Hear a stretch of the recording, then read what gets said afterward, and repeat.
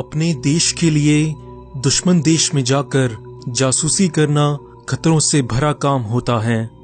एक तरफ तो जहां हर वक्त सीक्रेट एजेंट्स की गर्दन पर मौत की तलवार लटकती रहती है, वहीं दूसरी तरफ बदकिस्मती से अगर वो देश की सेवा करते हुए दुश्मन देश में पकड़े जाएं, तो अपने देश की ही सरकार उनसे पल्ला झाड़ लेती है और उन्हें पहचानने से ही मना कर देती है।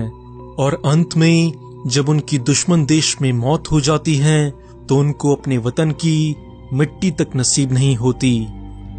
आज हम आपको एक ऐसे ही भारतीय जासूस के बारे में बताने वाले हैं जिसकी कहानी किसी जेम्स बॉन्ड की मूवी से कम नहीं है।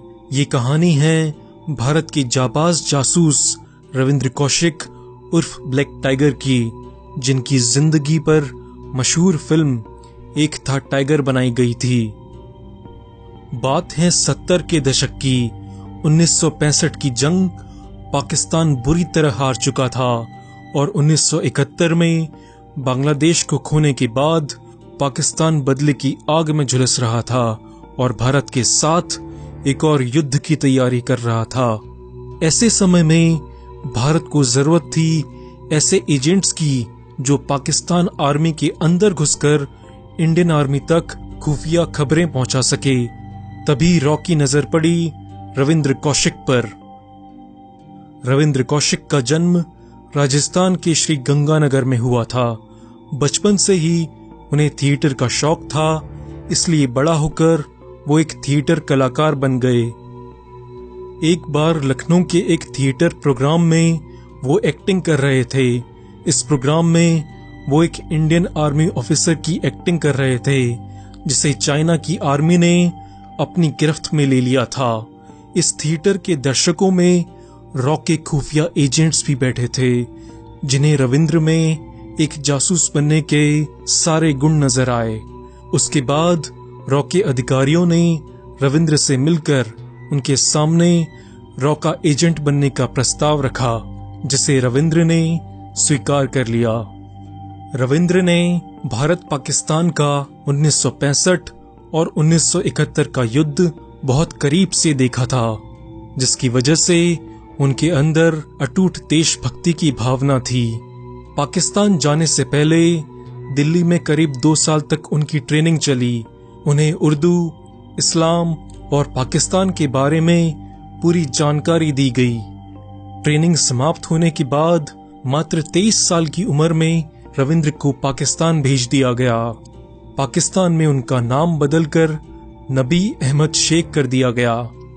रविंद्र को पंजाबी बोलनी आती थी और पाकिस्तान के अधिकतर इलाकों में भी पंजाबी बोली जाती है, इसलिए उन्हें पाकिस्तान में सेट होने में ज्यादा दिक्कत नहीं आई।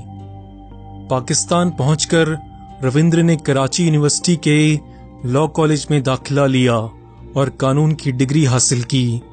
पढ़ाई खत्म होने के बाद वो पाकिस्तान सेना में भर्ती हो गए और कुछ ही समय में प्रमोशन लेते हुए मेजर की रैंक तक पहुंच गए। लेकिन पाकिस्तान सेना को कभी ये एहसास ही नहीं हुआ कि उनके बीच एक भारतीय जासूस काम कर रहा है। इसी बीच कौशिक को एक पाकिस्तानी आर्मी ऑफिसर की लड़की अमानत से प्यार हो गया और दोनों ने शादी कर ली और उनकी एक बेटी भी हुई।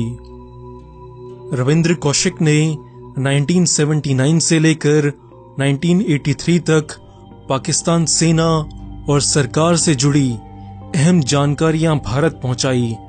रॉ ने उनके काम से प्रभावित होकर उन्हें ब्लैक टाइगर की खिताब से नवाजा, पर 1983 का साल ब्लैक टाइगर के लिए मनहूस साबित हुआ। 1983 में रविंद्र कौशिक से मिलने के लिए रॉ ने इनायत मसीहा नाम के एक और एजेंट को पाकिस्तान भेजा, लेकिन बदकिस्मती से इनायत मसीहा पाकिस्तानी खुफिया एजेंसियों के हत्थे चढ़ गया। बस फिर क्या था, लंबी यातना और पूछताछ के बाद उसने रविंद्र के बारे में सब कुछ उगल दिया। रविंद्र ने पाकिस्तानी आर्मी से भागने की बहुत कोशिश की, लेकिन भारत सरकार ने उसकी वापसी में कोई दिलचस्पी नहीं दिखाई। आखिरकार पाकिस्तानी सुरक्षा एजेंसियों ने कौशिक को पकड़ लिया और सियालकोट की जेल में डाल दिया। वहां उन्हें बहुत बुरी तरह टॉर्चर किया गया। उन पर कई झूठे आरोपों में मुकदमे भी चलाए गए और यहाँ तक कि उन्हें लालच भी दिया गया कि अगर वो भारत सरकार से जुड़ी गोपनीय जानकारियां दे दें तो उन्हें आजाद कर दिया जाएगा। लेकिन रविंद्र कौशिक ने अपना मुंह तक नहीं खोला। 2 साल बाद 1985 में रविंद्र कौशिक को मौत की सजा सुनाई गई, जिसे बाद में पाकिस्तान सुप्रीम कोर्ट ने आजीवन कारावास में बदल दिया।